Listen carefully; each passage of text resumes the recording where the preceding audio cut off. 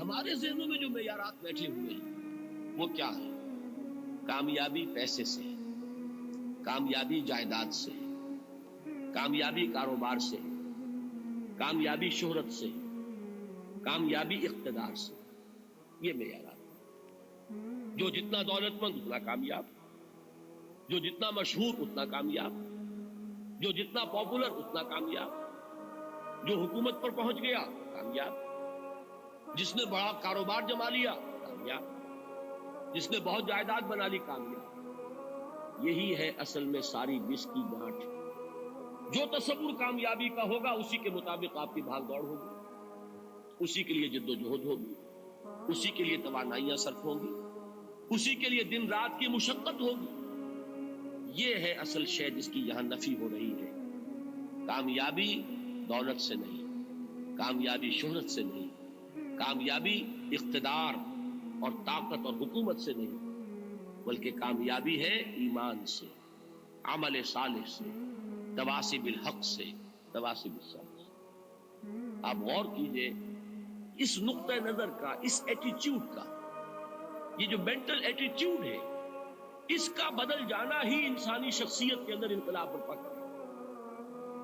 اب آپ کا نتیجہ کیا نکلا؟ اگر تو دولت سے کامیابی ہوتی تو قارون بہت کامیاب، اگر حکومت سے کامیابی ہوتی تو فرعون اور نمرود بہت کامیاب تھے۔ کامیابی ان سے نہیں، کامیابی انسان دولت میں قارون کی دولت تک پہنچ جائے اور دنیا میں دبدبہ اور اقتدار اور سلطنت اور حکومت کے اعتبار سے وہ نمرود اور فرعون کا مقام حاصل کر لے، وہ ناکام ہے، خائب ہے، خاسر ہے، برباد ہے۔ اور ابو ذر غفاری کامیاب ہے، چاہے ان کے پاس کچھ نہیں، جھونپڑی تک نہیں تھی، کوئی گھر نہیں تھا۔ حضور نے فرمایا ہے اللہ کے کچھ بندے ایسے ہوتے ہیں جو کسی محفل میں جانا چاہیں تو انہیں اجازت نہ ملے، جو کہیں اگر رشتہ کرنا چاہیں کوئی ان سے رشتہ کرنے کو تیار، کہیں کوئی سفارش کرنا چاہے تو ان کی کوئی بات ہی نہ سنے۔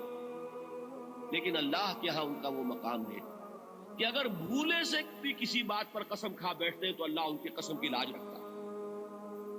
یہ ہے فرق، یہ جان لیجیے اچھی طرح۔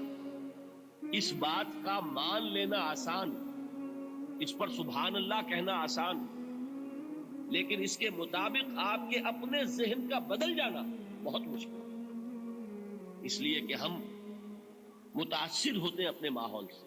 وہ بڑا محل ہے، دیکھ کر ایک دفعہ جھجری آتی، وہ بڑی سی 20 فٹ لمبی کار سناٹے کے ساتھ آپ کے پاس سے گزر گئی۔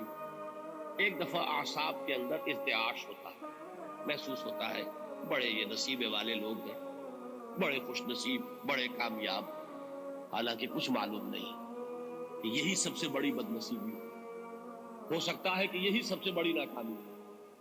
اگر ذہنوں میں یہ بات بیٹھ جائے کامیابی کس شے سے، یہی وجہ دیکھیے قرآن مجید میں بارہا آپ دیکھیں اولئک ھم المفلحون، یہ ہے لوگ کامیاب ہونے والے۔ آج ہی آپ نے نماز میں وہ آیات سنی، یا ایھا الذین آمنوا ارکعوا واسجدوا واعبدوا ربکم وافعلوا الخیر لعلکم تفلحون۔ اے ایمان والو، رکوع کرو، سجدہ کرو، اپنے رب کی پرستش اور بندگی کرو اور اچھے کام کرو تاکہ تم کامیاب ہو جاؤ۔ تو کامیابی کن چیزوں سے ہے؟ یہ ہے سب سے بڑا سبق۔ یہ ہمارے دل میں اگر بات بیٹھ جائے، ٹھک جائے، تو زندگی بدل جائے گی، صبح و شام بدل جائیں گے، نقشے بدل جائیں گے، بھاگ دوڑ کا رنگ بدل جائے گا، ویلیو سٹرکچر بدل جائے گا۔ آج وہ ایک چیز نہایت اہم نظر آ رہی ہے، کل نہایت غیر اہم نظر آئے گی۔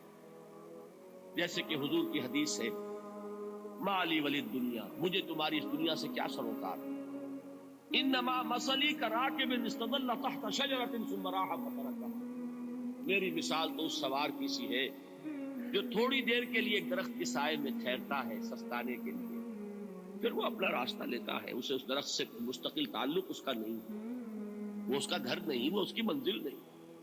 اسی طرح یہ دنیا میرا گھر نہیں ہے۔ اب دیکھیے ہم کہتے ہیں انا للہ و انا الیہ راجعون، ہم تو مسافر ہیں، ہم اللہ کے پاس سے آئے، اللہ کی طرف ہمیں لوٹ جانا۔ کن فی الدنیا کانک غریب و عابر سبیل، حضور فرماتے ہیں دنیا میں ایسے رہو جیسے کہ تم اجنبی ہو یا راہ چلتے مسافر۔ لیکن یہ طرز عمل کب ہوگا؟ جبکہ یہ آیت ہمارے ذہنوں کے اندر بیٹھ گئی ہو، والعصر ان الانسان لفی خسر الا الذین آمنوا وعملوا الصالحات وتواصوا بالحق وتواصوا بالصبر۔ یہ ہے اصل بات جو میں نے عرض کیا تھا کہ میں بتاؤں گا صحابہ کیوں ایک دوسرے کو یاد دلاتے۔ اس لیے کہ دیکھیے جیسے برف باری اگر ہو رہی ہو، آپ باہر نکلیں گے تو برف آپ کے کپڑوں پر جم جاتی ہے نا، تو آپ جھٹکتے ہیں کپڑوں کو تاکہ برف ہٹ جائے۔ ہمارے ایمان پر اس دنیا میں رہتے ہوئے جب ہم متاثر ہوتے ہیں ماحول سے تو گردہ آ جاتا ہے، برف پڑ جاتی ہے، اس کو جھٹکتے رہنے کی ضرورت ہے، اور وہ جھٹکنے کی بہترین اور مؤثر ترین شکل یہی ہے کہ یاد رکھو کامیابی ان چیزوں سے نہیں ہے۔